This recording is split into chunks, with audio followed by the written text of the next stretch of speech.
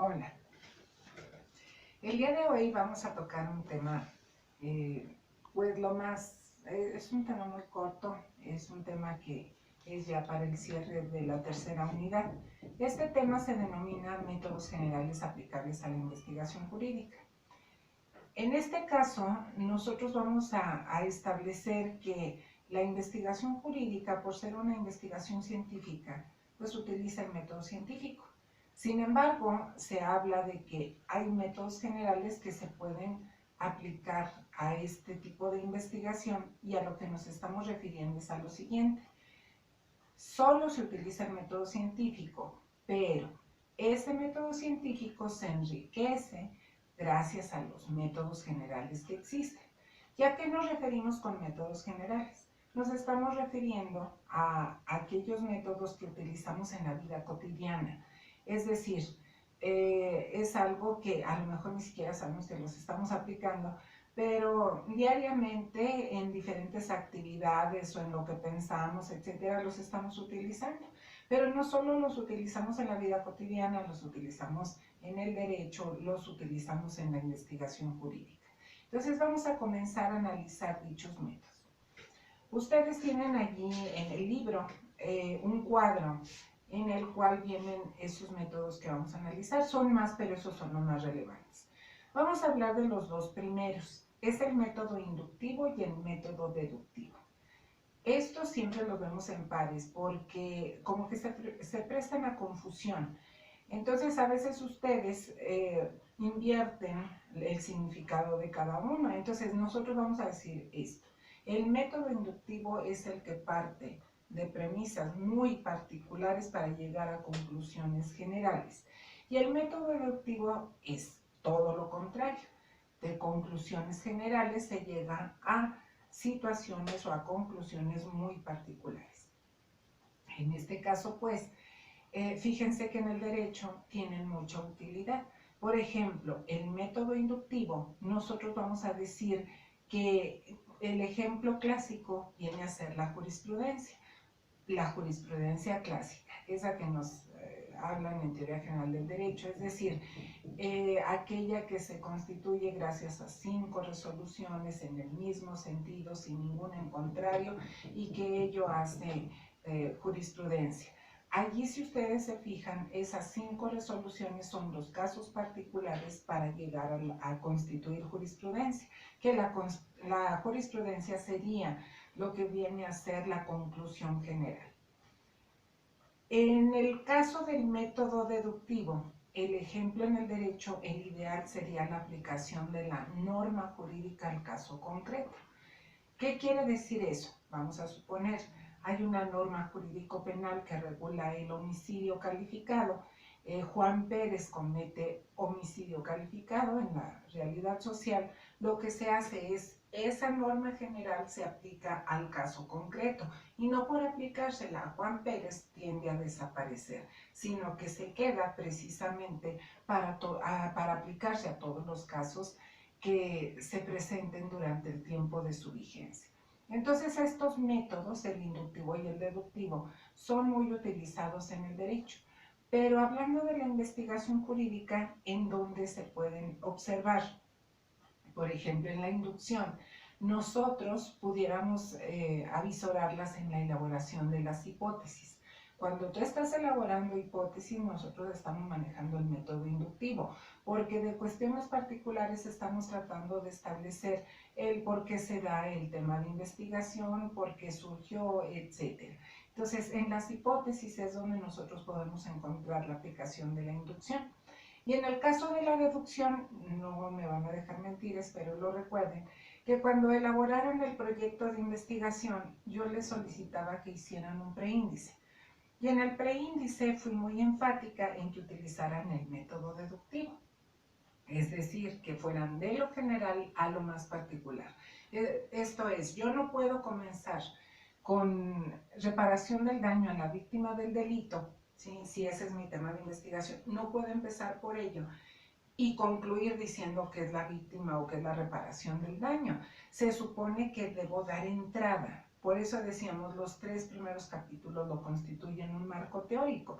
Y entonces los últimos era llegar a aterrizar en lo más concreto, en lo más particular, que era su tema de investigación. Entonces, el método deductivo, el método inductivo son muy utilizados en la investigación jurídica a efecto de que nosotros podamos elaborar las hipótesis, elaborar el preíndice, etc. Entonces, esos métodos son muy sencillos, pero ojalá y ustedes establecieran esa gran diferencia que hay entre uno y otro. Viene otro método, que es el método dialéctico. Fíjense que este método significa el diálogo. Esto es, confrontar tesis y antítesis para llegar a una conclusión. En términos generales, insisto, la dialéctica es diálogo. ¿En dónde establecemos el diálogo en la vida cotidiana? Pues en todas partes. Dialogar entre padres e hijos, entre cónyuges, entre hermanos, entre compañeros de trabajo, con el maestro, en fin. Ese diálogo debería darse en el derecho, principalmente en las aulas. Pero fíjense que en la manera todavía muy arraigada que tenemos de cómo entender la docencia, difícilmente se da la dialéctica. ¿Por qué? Porque todavía existen, lamentablemente, muchos maestros que son 100% docentes tradicionales. ¿Qué quiere decir eso? Llega el maestro, dicta, dicta, dicta, dicta. ¿Me puede explicar? Aquí está en lo que estoy dictándoles, ahí están las respuestas. Oiga, tengo duda, no, usted revise por favor lo que acabamos de ver, en fin. Y si ustedes están a favor o están en contra, el maestro no admite absolutamente nada de algún cuestionamiento, de alguna opinión en contrario. Esa es la docencia tradicional, y en la docencia tradicional definitivamente no hay dialéctica. ¿En qué tipo de docencia deberíamos estar? Y que eso lo vamos a ver también en quinta unidad, en la docencia crítica. ¿Qué es la docencia crítica? Pues es la que se basa principalmente en la dialéctica. Es decir, el maestro no es el centro de atención, el maestro no es el que tiene la última palabra, y menos en un área de las ciencias sociales como es el derecho, sino que el maestro solo está provocando la reflexión, el diálogo, el análisis, la crítica de los temas que estamos tocando en el avance de los contenidos programáticos, y gracias a eso se llega a conclusiones. A lo mejor, yo les voy a confesar una cosa, hay ciertas materias en donde el diálogo difícilmente se puede presentar. Les voy a poner el ejemplo de lógica.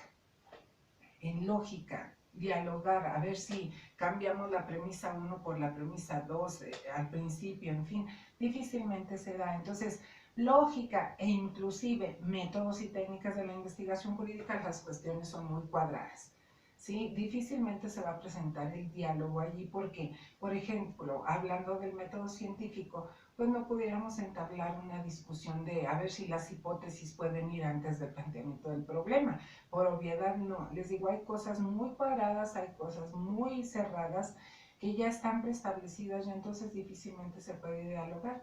Sin embargo, su servidora, que también imparte la materia de Derecho Penal en la parte general, no, hombre, pues en esas materias se imagino que en cualquier otra de las demás áreas que no son precisamente las materias de tronco común, pues sí se pudiera llegar a dar esta situación de lo que viene a ser la dialéctica.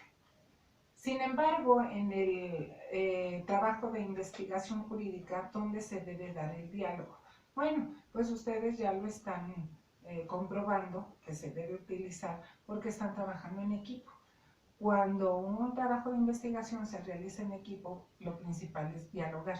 Y entonces no haber imposiciones de que las hipótesis son las que dije yo y hasta ahí, sino que entre todos se deben convencer. Por eso se dice que se presentan tesis y se confrontan con las antítesis para poder llegar a conclusiones. Entonces ahí es donde se genera el diálogo. Pero, ¿dónde más se genera el diálogo? Bueno, a lo mejor yo estoy haciendo un trabajo de investigación de manera individual. Y entonces, ¿qué es lo que hago? Allí no estoy dialogando con otro investigador, sino que el momento del diálogo es cuando hago, por ejemplo, la investigación de campo. Allí, cuando estoy en una entrevista, estoy dialogando. Cuando yo estoy aplicando, por ejemplo, una encuesta, estoy dialogando de una manera especial, pero también se presenta un diálogo. Entonces, básicamente se establece en las entrevistas. Y ahí es donde tú hablas con expertos o hablas con personas relacionadas con el tema de investigación y demás, y entonces allí es donde está presente la dialéctica. Hay otro método, y que a final de cuentas, si lo hemos analizado en diferentes puntos del programa, es el método histórico. En la clase anterior yo les señalaba de que para poder llegar a hacer aseveraciones o afirmaciones sobre algo, pues yo debería conocer la historia de esa figura o de esa institución jurídica.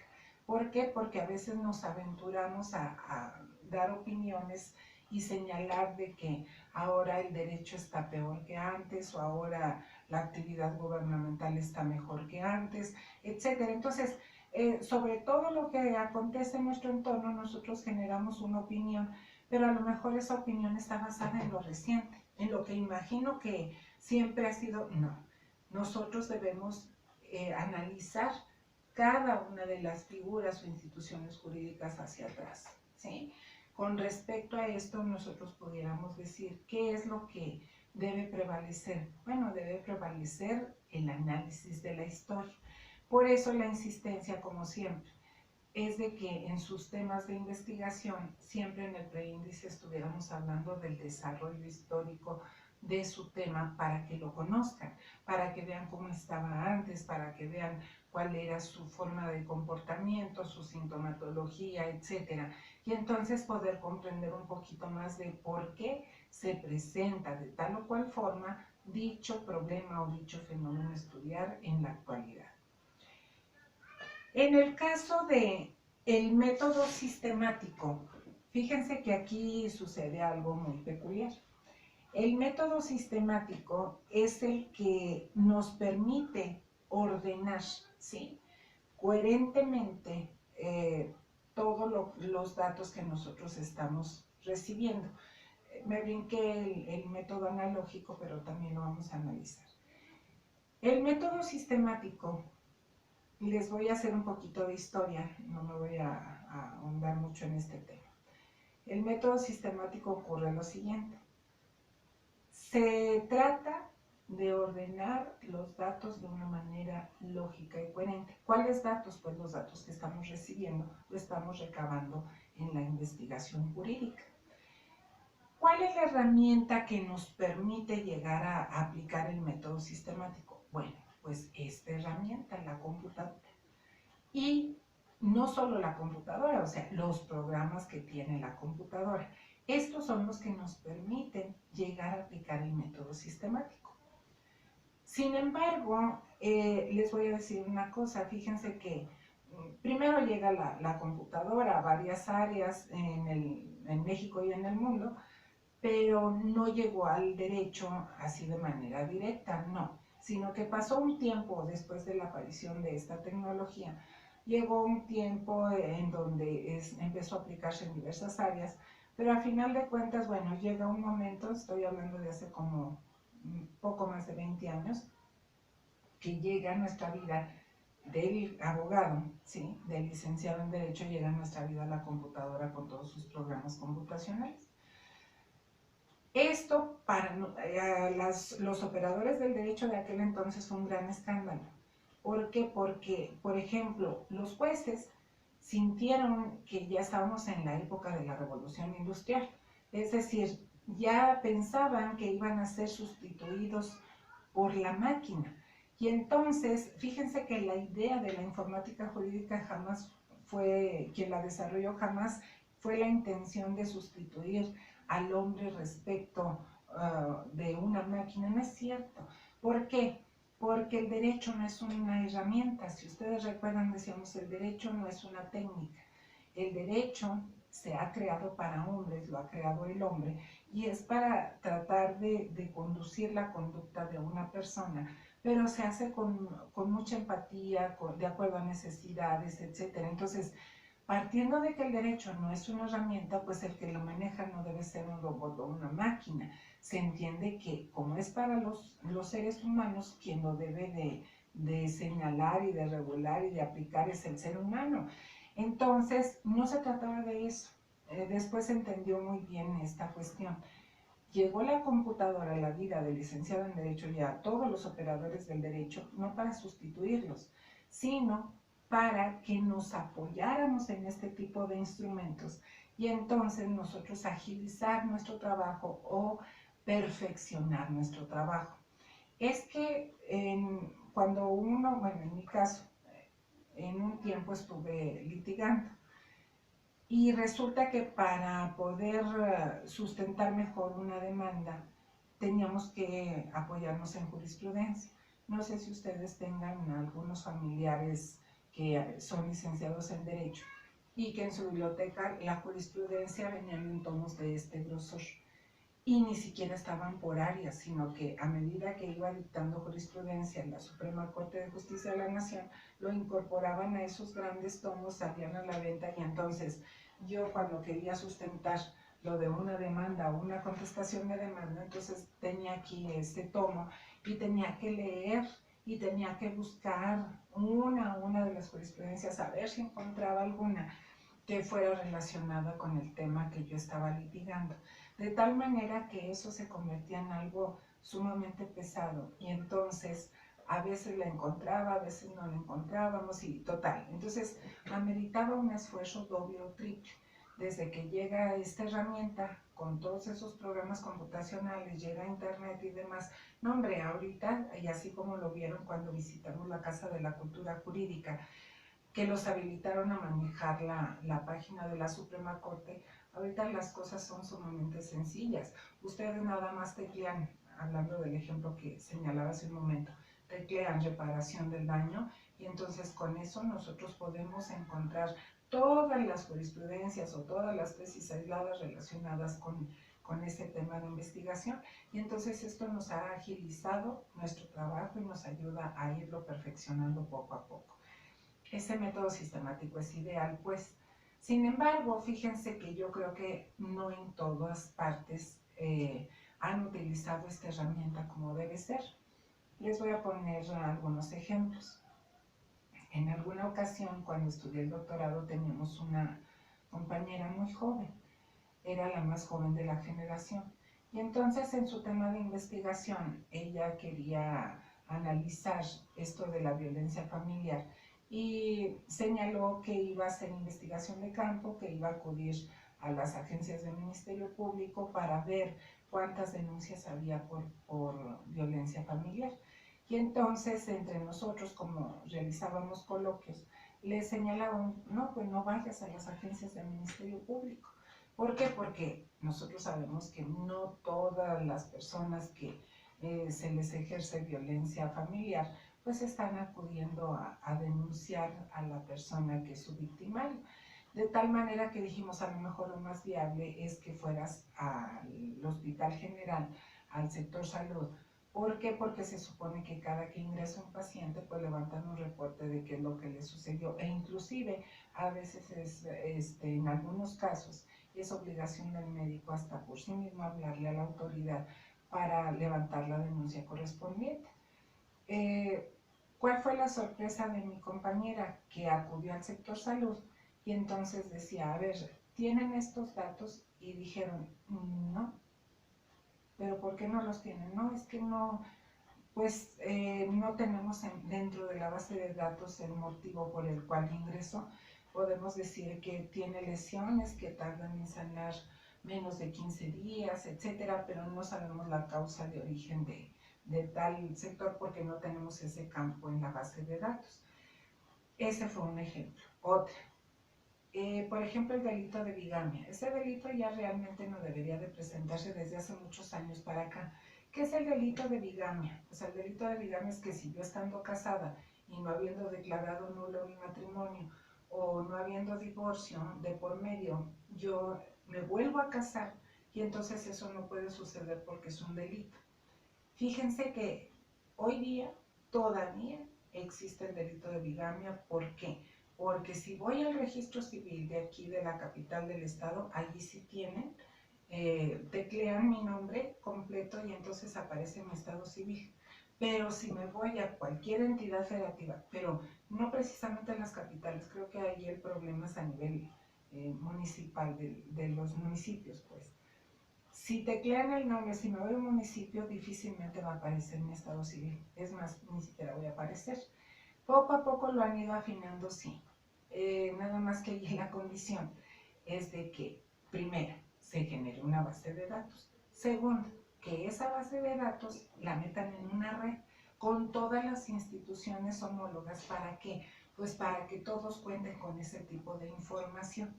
De tal forma que necesitamos avanzar, por ejemplo, para investigar alguna problemática social, necesitamos de esta herramienta que la sepan utilizar, que se generen bases de datos, pero además que se socialice la información en instituciones homólogas para que nosotros contemos con ese tipo de datos y entonces poder avanzar en la investigación. Pero fíjense que también tenemos un problema aunado.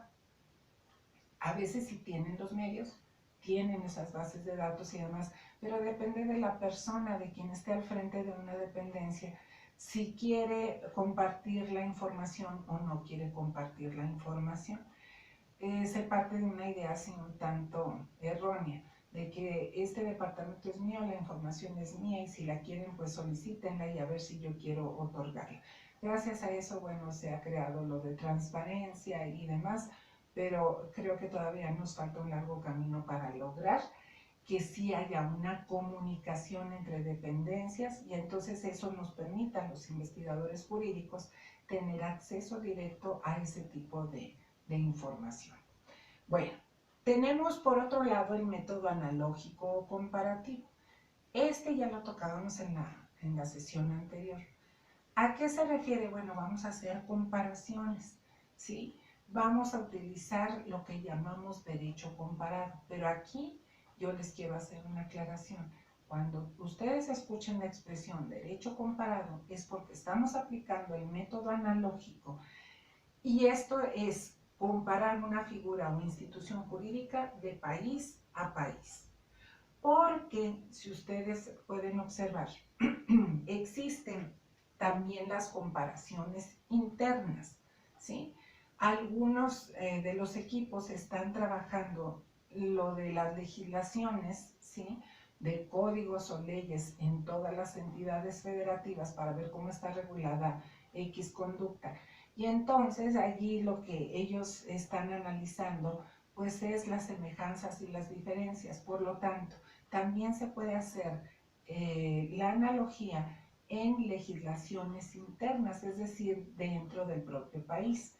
Cuando nosotros analizamos instituciones o figuras jurídicas de país a país, estamos en materia de derecho comparado. Cuando estamos analizando las legislaciones entre entidades federativas del mismo país, ahí no se dice derecho comparado, ahí es la aplicación del método analógico o comparativo.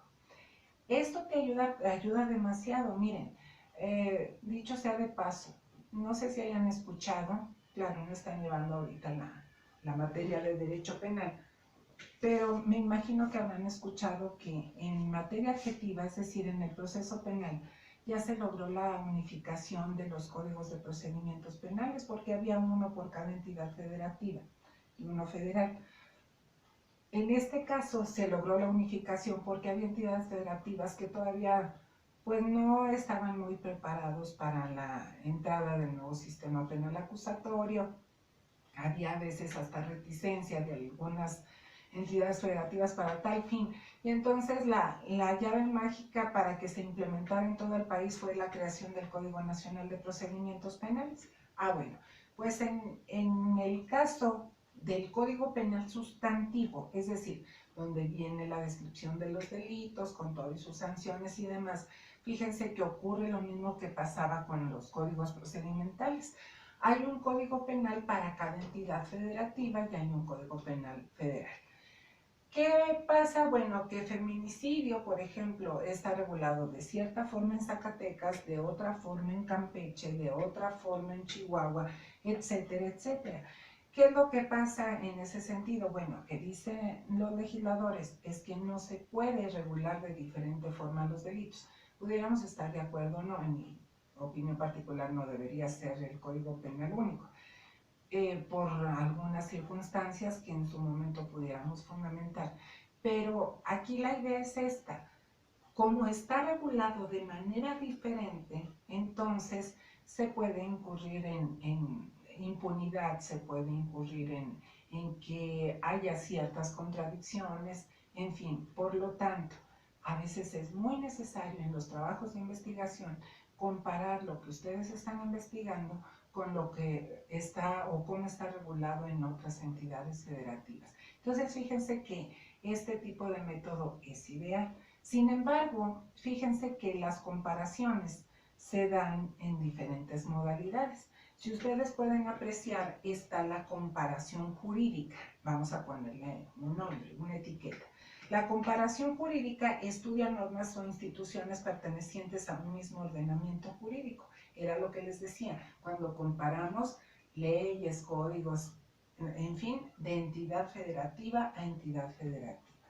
Luego, tenemos la comparación externa, que es el derecho comparado, que cuando se van a comparar lo de las legislaciones o figuras o instituciones jurídicas de nuestro país con otros países. Luego, tenemos la comparación sobre la técnica concretizadora. En este caso dice, se estudian normas o instituciones como productos lingüísticos. Aquí lo que vamos a ver son, por ejemplo, errores gramaticales. Si ustedes recuerdan, ya habíamos analizado en otra actividad que a veces el legislador es ciertamente descuidado en algunos casos. Y está una coma mal puesta, un punto mal colocado, una expresión ambigua, etcétera, puede meter en grandes conflictos al juzgador. De tal manera que la técnica concretizadora se basa en la comparación de textos, pero hablando ya de lo lingüístico. Y lo que viene a ser la comparación sociológica jurídica. Fíjense que esto es muy interesante porque aquí no estamos comparando legislaciones, ¿sí?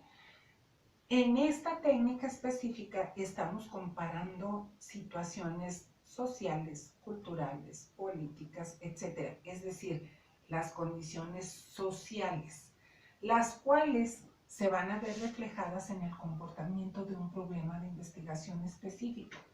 Ejemplo, no es lo mismo hablar de delincuencia organizada. Delincuencia organizada, disculpen que tome tanto ese tema, pero pues es el que todos lo manejamos y lo vamos día con día. El caso de delincuencia organizada no es el mismo en toda la República Mexicana. En algunos casos está más agudizado que en otros casos. En unos estados, por ejemplo, se presenta un mayor problema en ciertos municipios y en otros está un poco más tranquilo. No estoy diciendo que no haya delincuencia organizada en todo México, no, sí la hay, pero insisto, en algunos casos es menos agudo el problema y en otros casos no, se magnifica este tipo de situaciones. ¿A qué se debe? Bueno, si nosotros somos investigadores jurídicos, de lo que tratamos de analizar es por qué en unos casos se agudiza más el problema que en otros. Bueno, eso a lo mejor no se debe a que está regulado de una forma la delincuencia organizada y en otros lados está regulado de otra forma. No, eso más bien se debe al contexto. Y hablando de contexto, voy a hablar de las situaciones de educación, de la situación, familiar, de la situación económica, etc. Entonces, cuando yo analizo ese tipo de factores que influyen en mi tema de investigación y los estoy comparando de entidad federativa a entidad federativa, o de una colonia a otra colonia, o de extracto social a otro extracto social, bueno, entonces aquí estoy hablando de una comparación sociológica jurídica.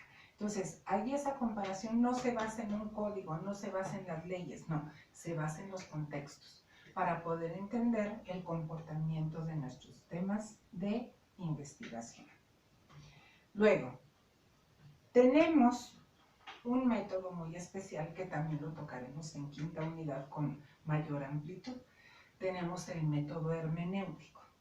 En el caso del método hermenéutico, hablar de hermenéutica es hablar de la interpretación de la norma. Cuando veíamos un error en una legislación, que les dejé una tarea al respecto, decíamos, es que el que entra en problemas es el juzgador. Cuando en el texto aparecen ambigüedades, errores ortográficos o lingüísticos, cuando aparecen, por ejemplo, cuestiones subjetivas, poco entendibles, en fin, entonces lo primero que tiene que hacer el juzgador es interpretar para poder aplicar. Esto es, el juzgador se va a preguntar, ¿qué me quiso decir el legislador en este caso? De tal manera que este método se considera un método empírico, porque más bien se basa en algunas partes, ya después veremos los métodos propuestos, se basa en ciertas experiencias de los juzgadores. Y entonces dice, posibilita entender los significados de la norma desde una triple perspectiva, y eso hay que poner énfasis. La del fenómeno en sí mismo, la de su conexión sistémica estructural con la totalidad mayor y la de su interconexión con el contexto histórico-social en los que se desenvuelve. Es decir, el juzgador, cuando no entendió un texto legal, entonces tiene que apoyarse en el fenómeno en sí mismo, o sea, de la conducta realizada. ¿Qué va a ver de la conducta realizada? Pues va a tener que ver la dinámica social, es decir, cuáles son nuestras costumbres, cuáles son nuestras formas de desenvolvimiento, cómo vamos en cuanto a la civilización y en cuanto al cambio de valores, hablando de la moral, en fin. Vamos a poner un ejemplo, que creo que no es el deseable, pero eso me ayuda a desarrollar mejor el tema. Nosotros decíamos, si antes hubiéramos pensado que la infidelidad entre cónyuges se diera con el sexo opuesto, pues ahora la nueva dinámica social nos está indicando que a veces las infidelidades entre los cónyuges pues se dan con personas del mismo sexo del que está cometiendo adulterio, de tal manera que esa es la nueva dinámica social. Y esto pues le permite al juzgador que no entendió el significado de un texto basarse en lo que está sucediendo o lo que está aconteciendo en el momento actual. De acuerdo a eso pues se utiliza el método hermenéutico. Después nosotros vamos a hablar, ya estamos casi por terminar, vamos a hablar del método de la mayéutica de Sócrates. Este filósofo que hizo grandes aportaciones que hoy día todavía se utilizan, pues aportó la mayéutica. ¿En qué consiste la mayéutica? Consiste en obtener información con base en interrogaciones. En otras palabras, ¿quieres saber algo? Pregunta. Y a partir de las preguntas tú puedes obtener pues dicha información. En la investigación jurídica, en donde yo puedo aplicar el método de la mayéutica, pues en las encuestas, en las entrevistas, pero a final de cuentas también entre ustedes ha sido el estar utilizando la mayéutica. ¿Por qué? Porque entre ustedes cuando hicieron las hipótesis se interrogaron. A ver, ¿ustedes por qué creen que se está dando este fenómeno? ¿O cuáles son las consecuencias que ha traído consigo este fenómeno? Etcétera. Entonces, si yo quiero obtener información, aunque suene algo lógico, pero estoy utilizando la mayéutica. ¿Por qué? Porque estoy planteando interrogaciones y las respuestas a dichas interrogaciones son las que me permiten tener información. Luego, tenemos el último de los métodos, que es el método de Descartes. Se escribe Descartes, pero era francés, bueno, entonces se pronuncia Descartes. Descartes se basa en la duda. Él duda de todo hasta de lo que él mismo ha dado por sentado. Y entonces dirán ustedes, pero qué absurdo. Bueno, pues si él comprobó algo, ¿cómo es posible que lo dude? Pues les voy a decir una cosa. Fíjense que en el método científico se basa mucho en el método de la duda de Descartes. ¿Por qué? Porque si bien es cierto, hoy realizamos una investigación jurídica, hoy comprobamos hipótesis, si las comprobé adquirí un conocimiento científico cierto y verdadero, hoy. Sin embargo, ¿qué es lo que puede pasar con el transcurso del tiempo? Lo que decíamos al principio de las clases. Si todos los fenómenos que están en el universo están en constante cambio, Yo debo dudar que lo que acabo de comprobar hoy y adquirir ese conocimiento científico sea exactamente el mismo dentro de un mes, dentro de 10 años, dentro de 100 años. Por eso la actividad del científico no termina. ¿Por qué? Porque a pesar de haber adquirido conocimiento científico sobre algo después de una investigación científica, al paso del tiempo debe dudar. No es lo mismo la duda que el escepticismo y el nihilismo, ¿sí? La duda es que sí creí lo que obtuve en determinado momento porque lo comprobé, pero al paso del tiempo debo dudar a ver si sigue dando el mismo resultado. El escepticismo es diferente a la duda porque el escepticismo es no creer en nada. En la duda sí creo en un primer momento, ¿sale? Y el nihilismo es negar todo. O sea, no es cierto esto, no es cierto la existencia de tal figura, etc. Entonces, no es lo mismo el método de Descartes que el escepticismo y el nihilismo. Son diferentes cuestiones. Entonces, debemos tener claro pues que en el método científico sí se aplica, como todos los métodos generales que acabo de ver, se aplica el método de... Bien, habiendo concluido ya la tercera unidad, decíamos en otra ocasión, si ustedes pueden revisar su libro, ya estamos en posibilidad de aplicar el tercer examen parcial. De tal manera que la calendarización va a ser la siguiente. El lunes 4, sí, el lunes 4 de mayo, nosotros vamos a hacer un repaso, como lo hemos hecho en otras ocasiones. Van a tener a la mano su libro, vamos a enfatizar qué va a ser el motivo de estudio, que pudiéramos relegar un poco para que se concreticen en algo más específico, etc. El día 5 de mayo no vamos a trabajar. Sí, ese día no entran a la plataforma. Si quieren ver los videos, acuérdense que pueden entrar a YouTube, suscribirse allí, etcétera. ¿Para qué? Pues para que vuelvan a repasar todo lo que hemos estado analizando. Y el día 6 de mayo estaríamos entrando, no va a haber clase, ni mucho menos, solo va a haber examen. De tal manera que van a entrar al link de exámenes. En la página de Wix no van a entrar a tareas y actividades, no. Hay un espacio donde viene exámenes.